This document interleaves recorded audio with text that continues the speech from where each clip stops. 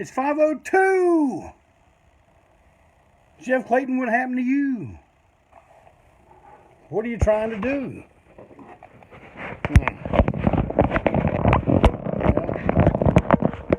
As you can see, I'm late. There's my main John Adam, first one in line every time. All right. Oh, there we go. Kit E. Cat is watching. Hey, Kit. Mike Thrower, my main Mike Thrower. He's here live with us today, boy. Hold on, let me get something else. Oh! Oh, yeah, look at that. Let y'all look at Megalon for a little bit.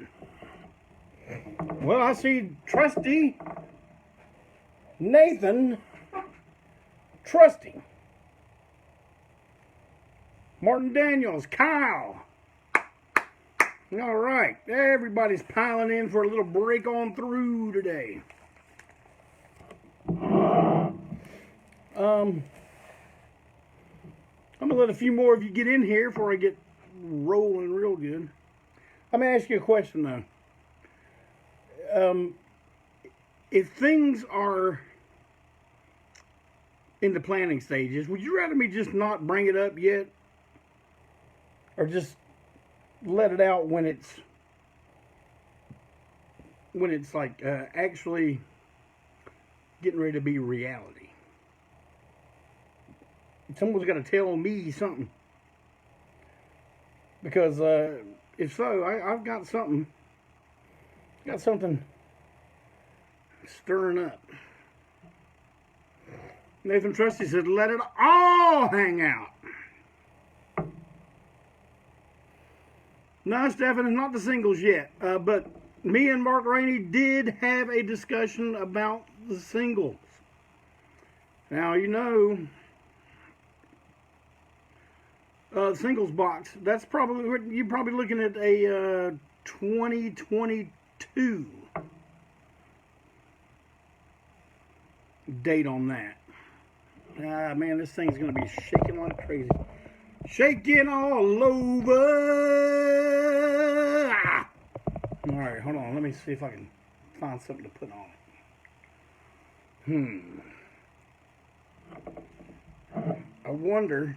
Nope. Gotta have that. I wonder if this will hold it. Nah, probably not. Damn. Y'all just got deer heads laying around in your house? There's a story behind that deer right there. Jeff and Joe Young's father, David Young, was an avid deer hunter. And in his garage, I'm going to put all these priority mail mailers under there and see if that does anything. Hey, I think that might be the damn ticket right there, bud. Okay, let's get Megalon back in the picture. There, now we're good. Gallifrey. Am I saying that right? Good observation. If y'all didn't see Gallifrey's comment, I'll go over that in a second. David Young had deer heads all around his garage. Let me get that damn light out of here. There we go.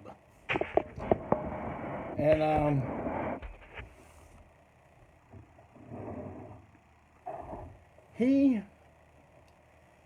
that's where we used to practice. That's where we recorded most of the singles that became the New Blood album. Well, when we were there one Halloween, because we were going to play the porch of Repo Depot. That was the record store that Jeff and Joe Young ran. And we did a Halloween show on the porch. Man, it was really cool. Did y'all hear that?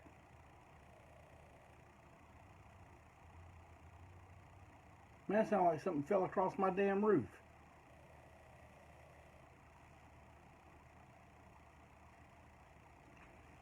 David Prino wants to know if the ANTiSEEN page is missing. Well, I see 39 of you peeping right now, and I'm on it, so I guess it's here. Dave, I don't know what to tell you.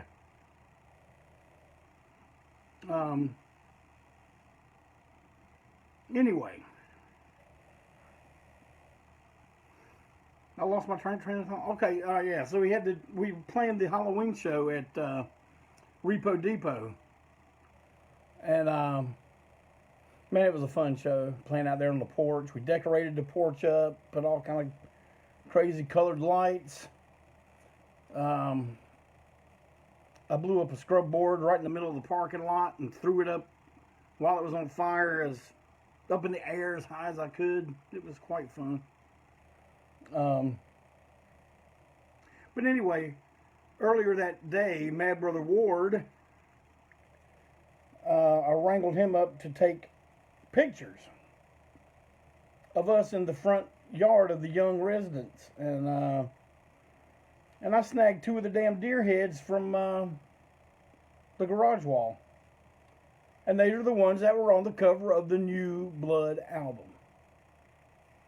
Oh yeah, and that's one of them. I'm pretty damn sure. I made sure I got one of the 2 that I used. I wanted both of them, but when you got to know Jeff Young as well as I did, and you'd say, Jeff, will you bring me that other deer head when you guys move that stuff out? And he'd say, yeah. If he said it like that, that meant, there's a pretty good chance I'm not going to bring that thing. So he never brought it. And they left the house with all the deer heads hanging in the garage, which probably all got thrown away, I imagine. But this is original deer from the Deer Head Studios in Lenore, North Carolina. So I have one of them. I don't know if any of the other members got one or not. But it says right on the back, David Young killed December 6th, 1985 at Horsepen Branch.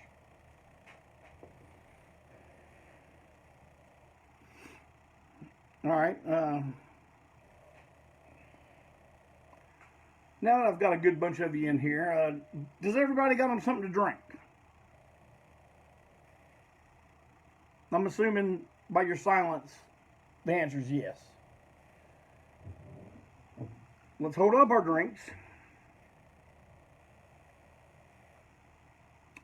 And let's drink. Let's put one down for Mike Denied. Everybody ready? All right. Yeah. Mike Denied passed away this week. You know, I never met the guy. We never met in person. Kind of weird because we both sang for the same band, and I'm not sure about Mike, but I sang for that band a couple times. I think I'm pretty sure Mike did too. I don't know if he just did his one tour of duty in the Murder Junkie boot camp.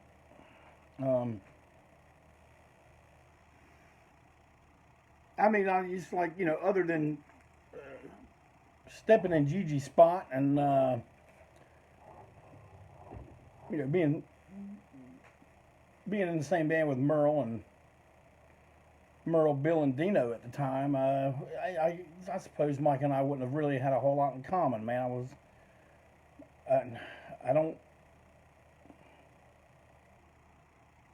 have nothing in common with that whole street punk thing, man, I was like, you know, since I've done this program, you know, for the last over a year now, I think a lot of you have, you know, got to see the real old JC. I mean, sometimes I come on here and cut up, and I'm in character for you and stuff. But you know, I think we've been pretty honest. There's no mystique anymore. I don't. That's not important to me.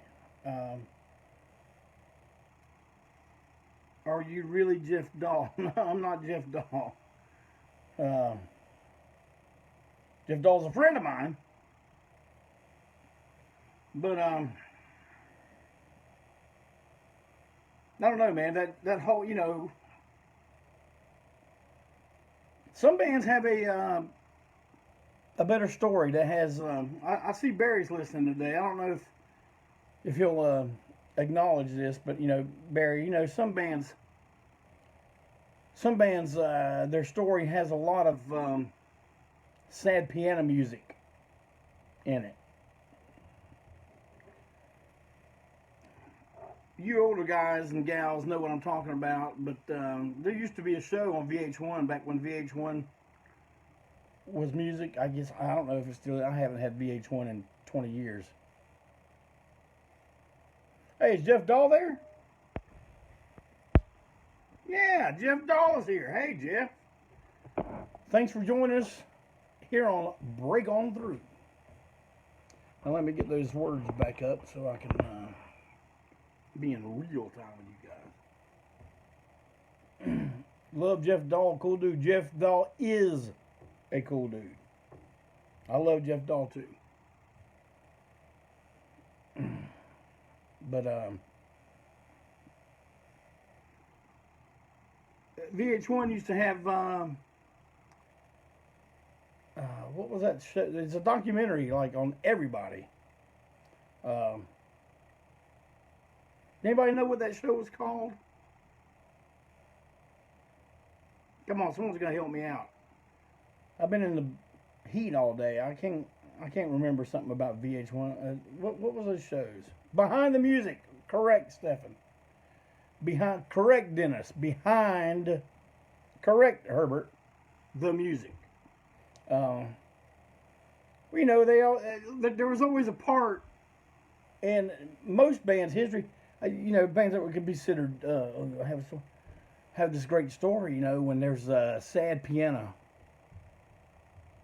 Ding, ding, ding, ding, ding, you know, and then everyone starts crying, and you know, oh, we didn't think we'd ever do it again, and all that kind of stuff. Yeah, well, we don't have a lot of that. I mean, we lost a lot of members, but they got kicked out or they quit. You know, we've had a few die. Spitbowl McDonald.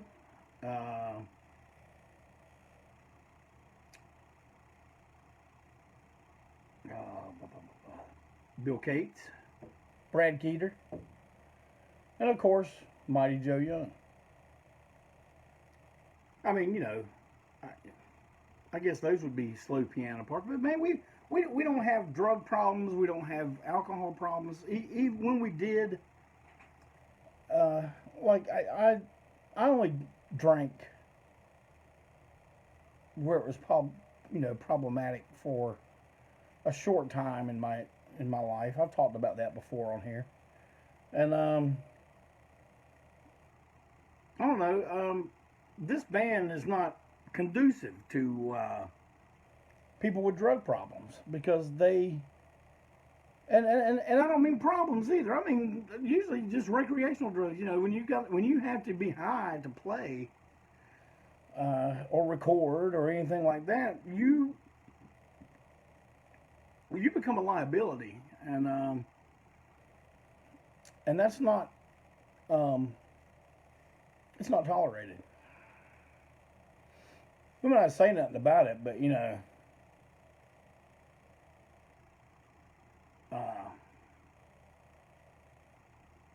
we had a way of, I have a way of letting you know it's not appreciated, not one little bit.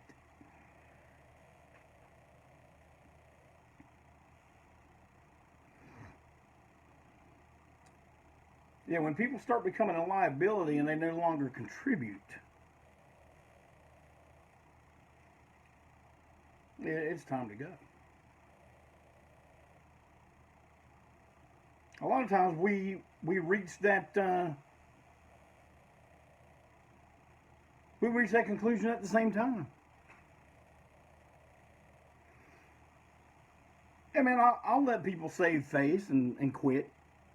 You know, even though they, I mean, Gooch don't know it, but he was about to get his ass fired before he, you know, took off into the night and living the life of a serial killer on the run. So, yeah, he quit. So, okay, quit.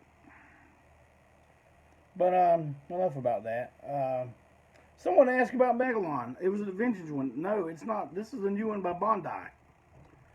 And man, it's reasonably priced. Let me tell you where I got this one. AmuckTimeToys.com. It's an outfit out of New York, upstate, and they got good stuff and good prices, pretty good service. It just went on sale like a week ago, so hopefully they're not out of them. If you're interested, Amuck, A-M-O-K, Amuck Time. That's got something to do with Star Trek, which I do not know what it has to do with Star Trek.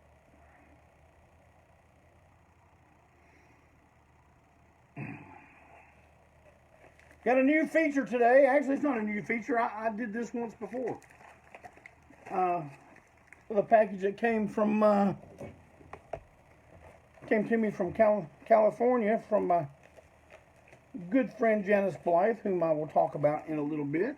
But right now, I'm going to open one that comes from the great state of Connecticut. Newtown, Connecticut, to be exact. A town named after a Slits song. Newtown. Off the album Cut by the Slits. If none of you have heard that album before, I suggest you remedy that.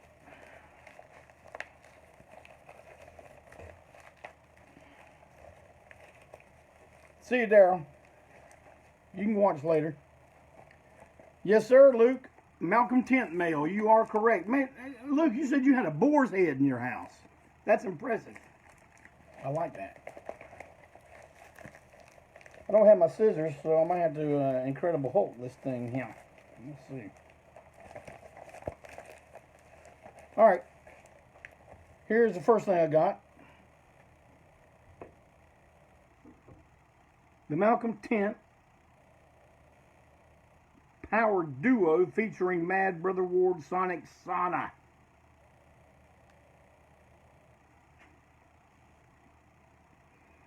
There is no rock and roll on this cassette. I swear, old Malcolm Tent's got a hell of a way of saying and phrasing things, I swear. I love it.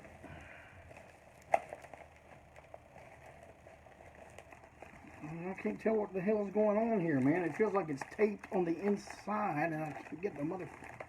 Here we go. Fuck it. There we go. It is... It's stuck to the fucking...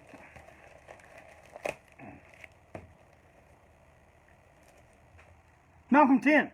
Terrible packing job. Okay. Oh, we got that out of the way. Oh, all right, here we go.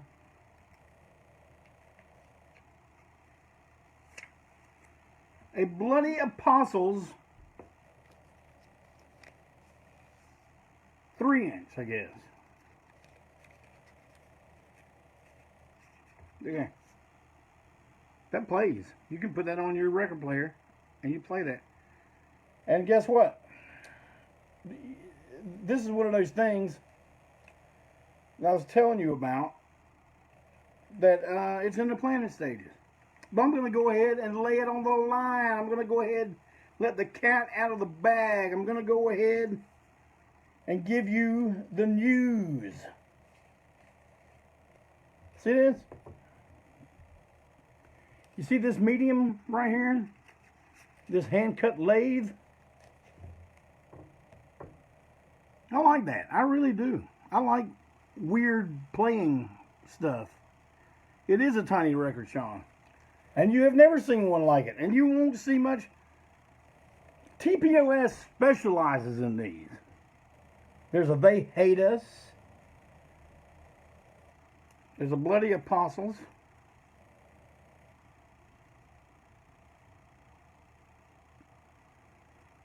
Some rockin' teenage project that Malcolm and P.P. DeVay have going on up there in Newtown, Connecticut. I don't think it sounds like the Slits though. But here's something I'm going to lay on you. Pretty soon there is going to be a hand-cut lathe ANTiSEEN release. A 6-inch, if you will. Oh yeah. Oh yeah, 6-inch.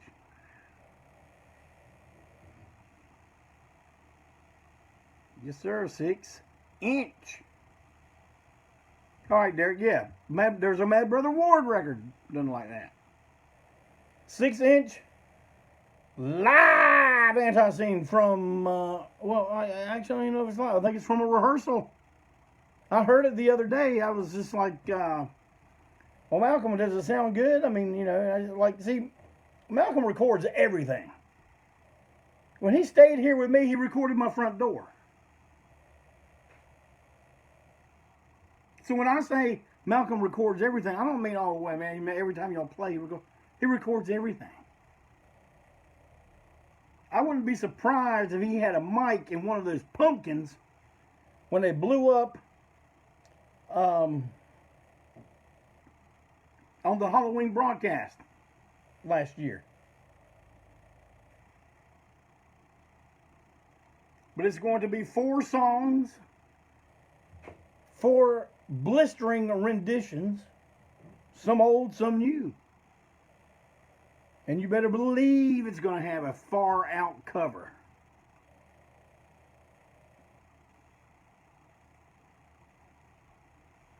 Jeff Dahl, you still in here?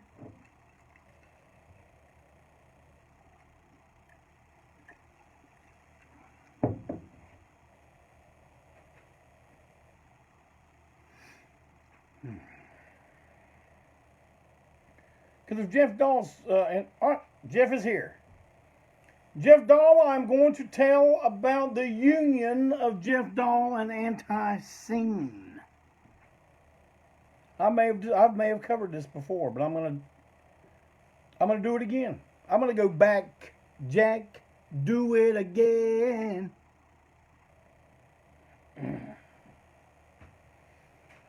Someone wrote on last broadcast or one before and said, you know, sometimes you do retell the same story, but when you retell it, you remember different shit. And it makes it even more interesting because,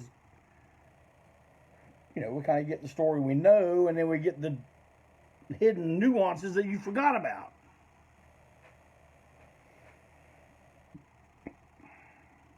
When we recorded Eat More Possum, I'm guessing this would have been 92.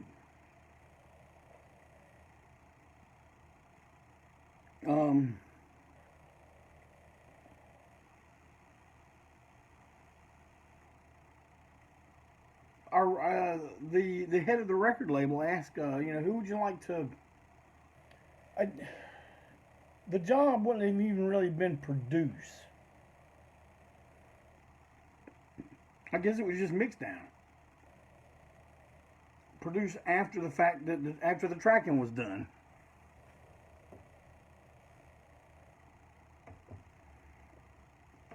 And I said,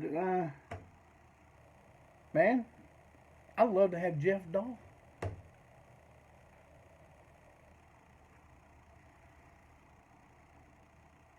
And they arranged it. And it happened. And I went and picked Jeff Dahl up at the airport.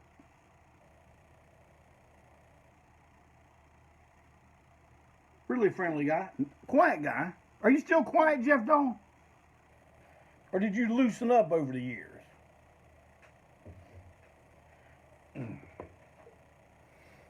But he came home. He came to he stayed at my home.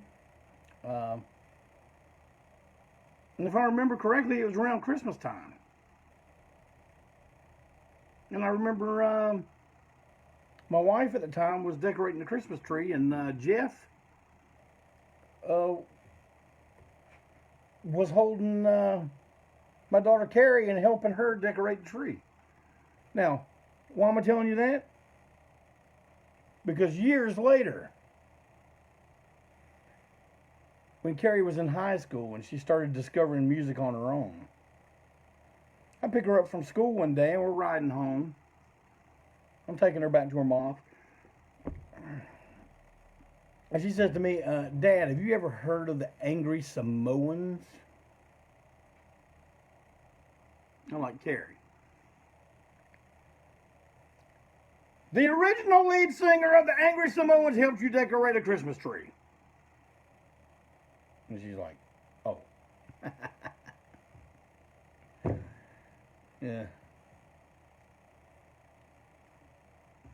But anyway, we got a lot out of the visit. We were playing at Heretics that weekend. And we practiced up some songs to do with Jeff. 1969 by the Stooges. Two-Headed Dog by Rocky Erickson. Animals Eat 'Em by ANTiSEEN. I know we did 5 songs. And man, when Jeff come on and we were playing, this was, Eat More Possum lineup. Greg on drums, Tom on bass, Joe on guitar, now with Jeff on second guitar. Now, ANTiSEEN sounds like a damn tank anyway. Well, now we sounded like an atomic tank. It was quite a show. Everybody was just coming up afterwards, just kind of shaking their head. They're like, man, that was rock and roll. What the hell was it going to be? Yeah. And you know what? That performance is on videotape. It's on videotape. And it's somewhere in this house. Now do you see why I need an assistant? I can't put my hands on that. Well, see, now Luke, you say you want to hear that show. Well, you know what? Unfortunately, the audio on that video is just blown the hell out. It's like, the audio feed's cutting out. Is that what Larry Mann says?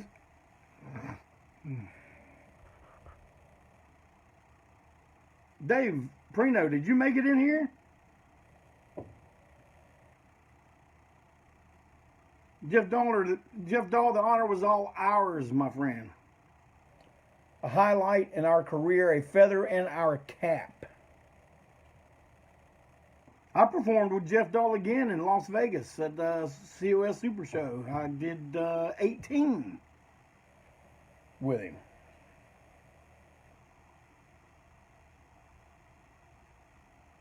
Jeff Dahl was on our Christmas record. So the union of ANTiSEEN and Jeff Dahl goes back a long way and has covered many, many decades. Maybe not as prolific as maybe we could have been or wish we had been, but hey, it ain't over yet. Ain't that right, Jeff Dahl?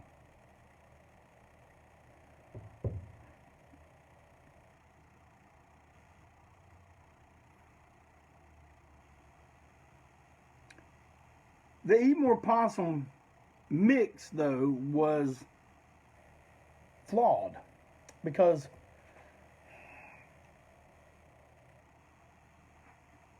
Jeff had written some notes in the master tape for the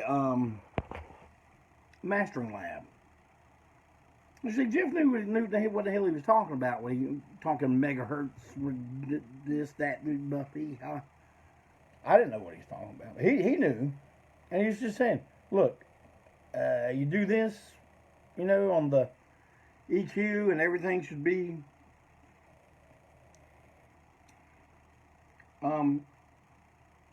Mark Rainey asked me if I still had that tape with Jeff's notes in it, because he wanted that master tape for when we do the re-release of Eat More Possum. He wanted to go exactly by Jeff's instruction and re-release it that way. And I thought that was fucking awesome. But yes, Brad, that was Safe House Zuma. I suppose I could track that down. I don't know. I mean, is Jeff's note still in the tape? I don't know that either. I mean, I've told you guys the story about we traveled around with Eat More Possum, selling it in shows in Europe for like 3 days before we ever got to hear it. And when me and Joe sat in this guy's bedroom somewhere in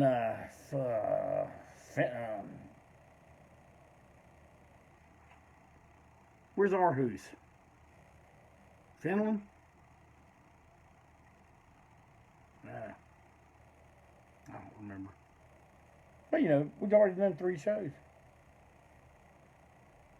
And we finally got to listen to it, and man, we were just like, wow. It was pure mud. Thin, unpowerful mud. Denmark. Correct, Malcolm Tent. No, we didn't have a CD player in the thing we were in. This is 1993. You didn't have CD players in cars back then, but at least this one didn't. That just didn't follow, is it? Because Jeff understood the whole mid-tone range that we have and stuff, but he was, you know, telling them how to pull out that high and leave, you know, and make some good bottom end in there too, you know, so that it kind of have this.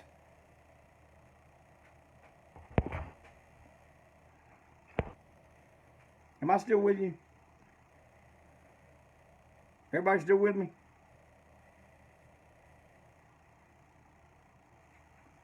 All right, that's all fun.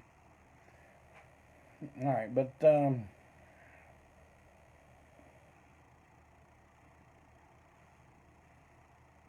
you know, if they had just followed Jeff's instructions, I think everything would have been fine. I think Jeff wasn't gonna give them fucking instructions that would make it sound like shit, right? But you know what? We finally met with the label at the end of the tour. In a room, we sat down, and you know. And of course, I want to know why wasn't the instructions followed? Oh, because that would have cost like another 100 D marks.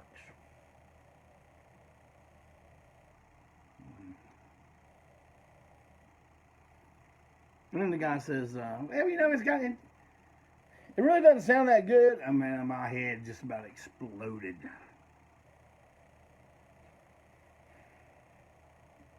I'm a reasonable man, I think. I think I am. Some people might disagree with that. But, I don't know, man. Sometimes people just get under my skin like you would not believe.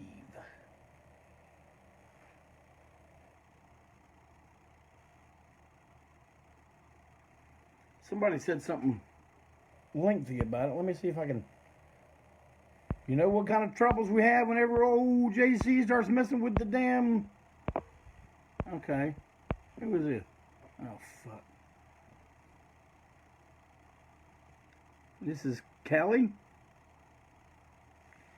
Had the first possum release from back in the day. Ironically, I just listened to the re-release on TKO last night.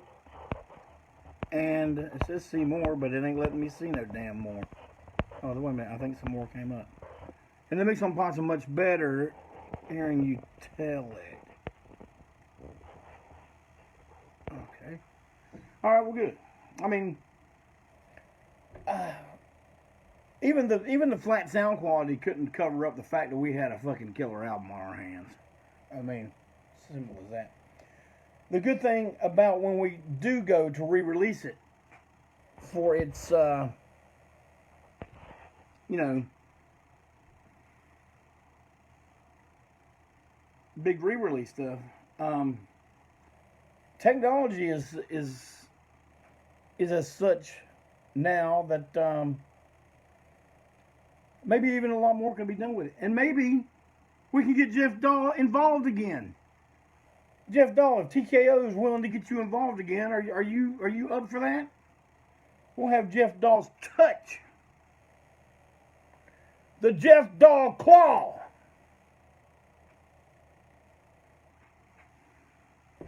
Jeff's in. He says he's in. You all saw it. That's just like a contract. He said he's in. He's in.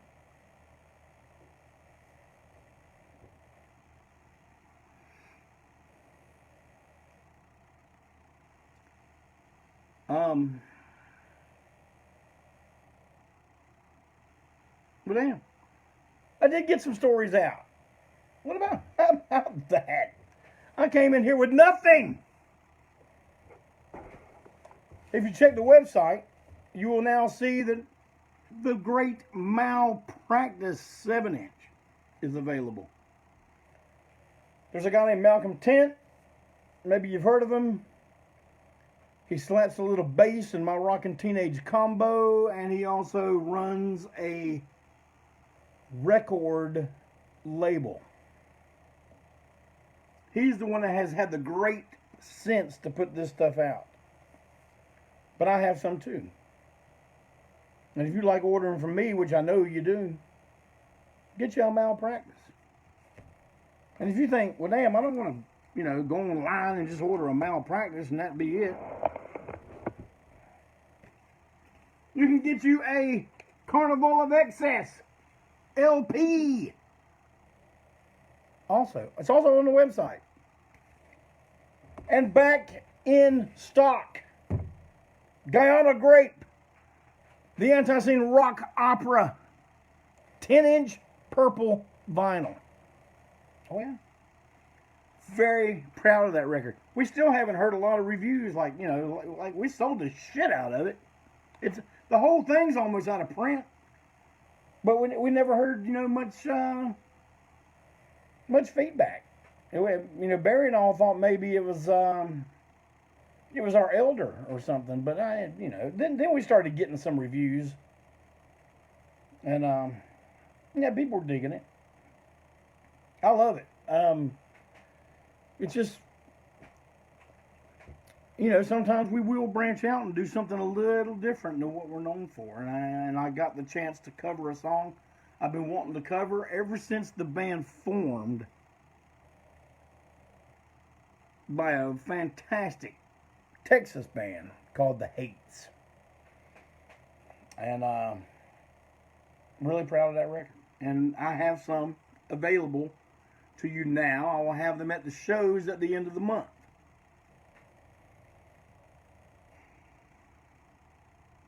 What else I got going on here? Oh yeah.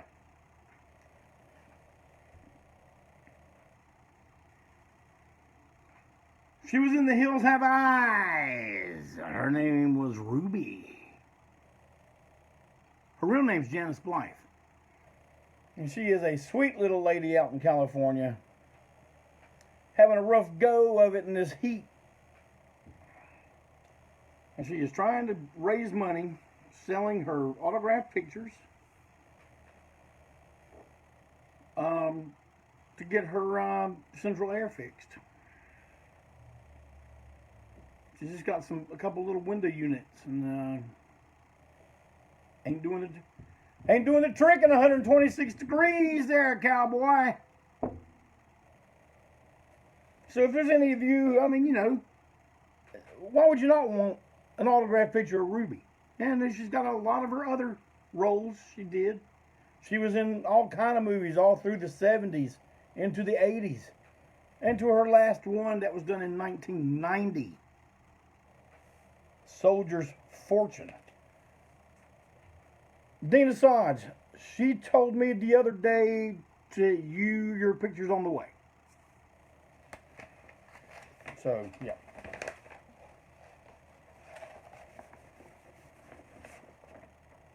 So look here, I'll show you what I got. I got 3 of these.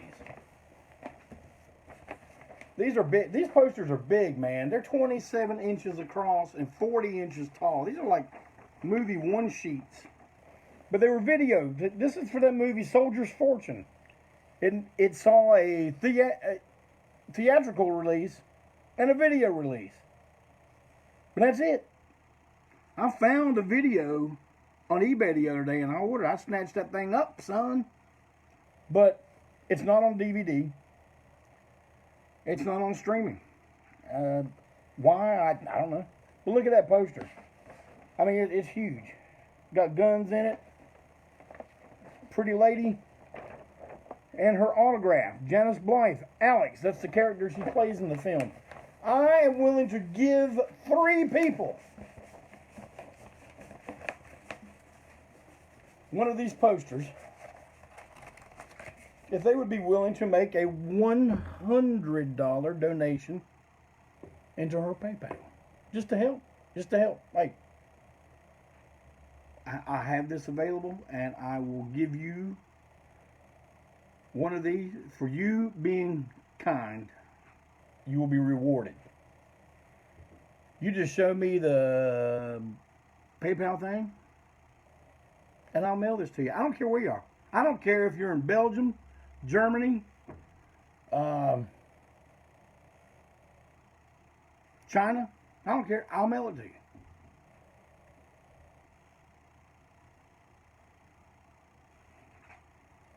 Oh yeah, I see a little bit of chatter about some Joe Buck records. Well, man, my main Bobby G, he's been doing for the last 2 days is packing up and mailing out records. 2 Joe Buck full-length LPs released at the same time.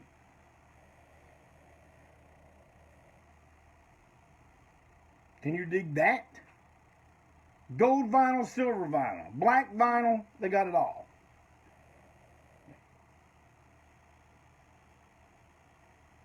Jay Brown, any copies of Obstinate? Yes, sir. ANTiSEEN.com. Go on there, buy you one. I'll pack it up for you today.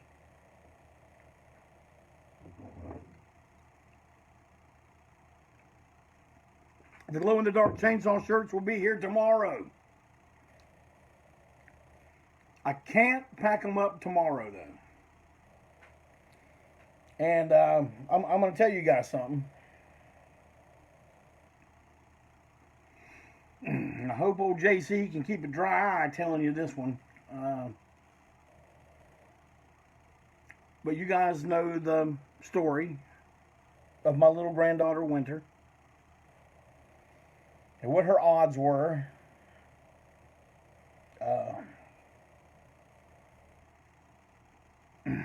On Thursday, she will be 2 years old.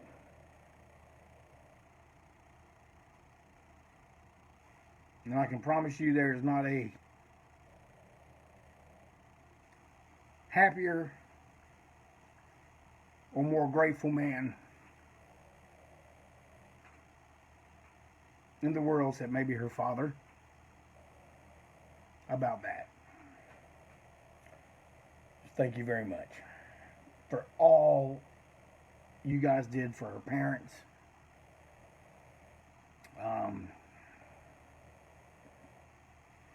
pretty soon she's going to Duke to get some surgery and get her cochlear ear implants. But she's only going to be able to get one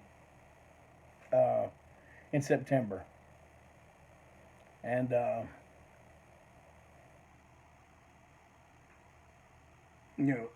hopefully this will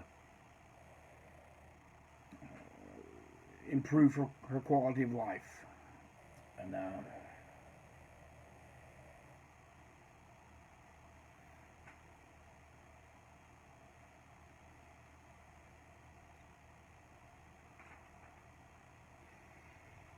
thanks, everybody.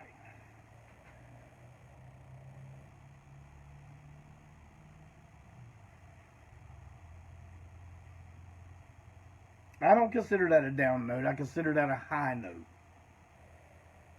Because I'm telling you guys, man, they did not, at times, they didn't expect that my daughter and my son-in-law would walk out of the hospital with her.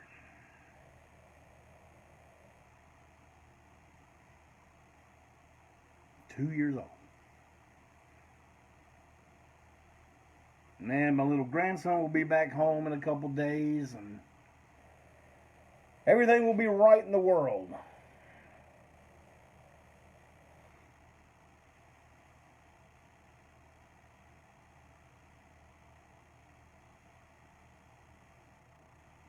I'm gonna go ahead and end it right there, okay? Thanks for everybody for joining me today. I'm always amazed that after more than a year of this, you guys still join me here in the Break On Through studios, and you want to hear what I've got to say, and I don't take that for granted, and I appreciate each and every one of you. Even you guys that are watching it on a replay, or watching it 3 or 4 days later, or next week, or watching 3 and 4 at a time. That's one thing no one could, of all the shit they could say about ANTiSEEN, and there's a lot,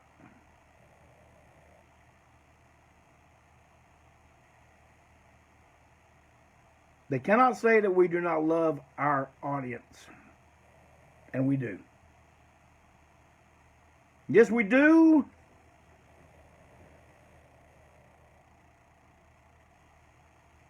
Yep, okay. Everybody still got their drink? We drank to Mr. Mike Denied earlier.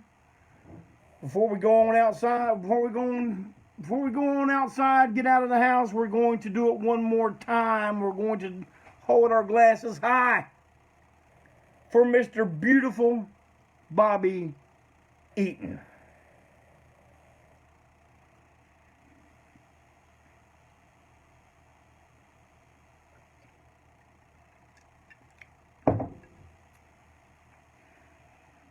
Rest in peace, beautiful Bobby.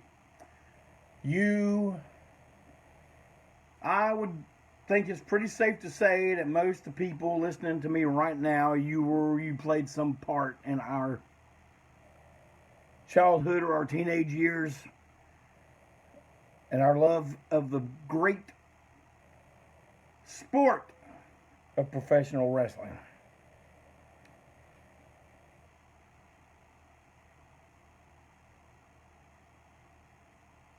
So it rings true. Doesn't no matter what you do. One of these days,